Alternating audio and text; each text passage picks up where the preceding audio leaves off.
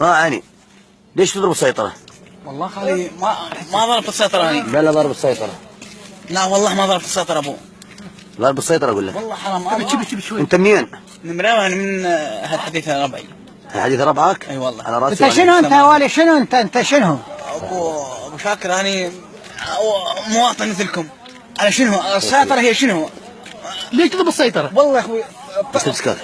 سيارة السيارة. اسعى بس أنا طلعت من هنا. إيه.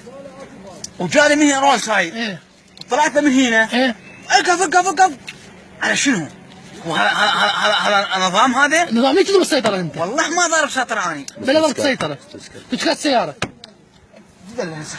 والله يمكن خلاص يا قادم. مو تمسك السيارة تسري. خي ياخذ هويته تمسك السيارة. بالبيت خلاتن.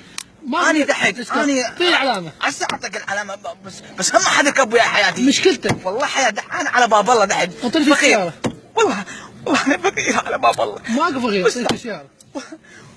فقير توني حتى ابو المحل تو والله انطاني لفه بلاش. انت ليش تضرب السيطرات؟ ليش تضرب السيطرات؟ ما نحترم والله انا ما احترمهم. انا هذا رفيجي شو اسمه مره معي الحديثه شو اسمه نغيب عماد. نغيب عماد. ايه.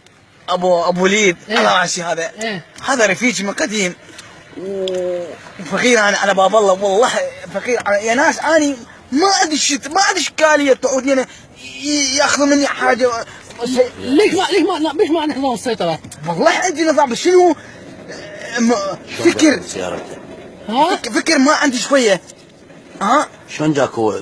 جاني انا من دحقت هيجي امشي باوع على السيطره يوقفون بي وهيك.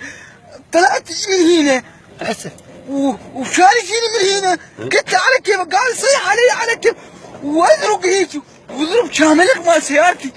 وقلت له تعال خزوتي وحضر علي وضربني شم قيار.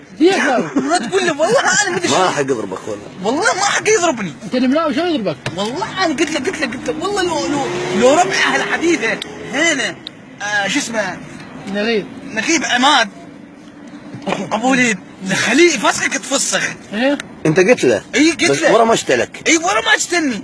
بس شو اسمه الاخر شو اسمه اخوك شو اسمه حاتم العدنان. حاتم لو يقف باطل يفسخ تفسخ والله العظيم. انت ما قلت له بيجون بسيطة؟ قلت له بسيطة اضم لك اياها لازم شهر لازم يجون ربعي ما ظل هيك. يعني بعد ما اشترك انت قلت له قبل ما اشترك؟ والله دخفتني مش مو والله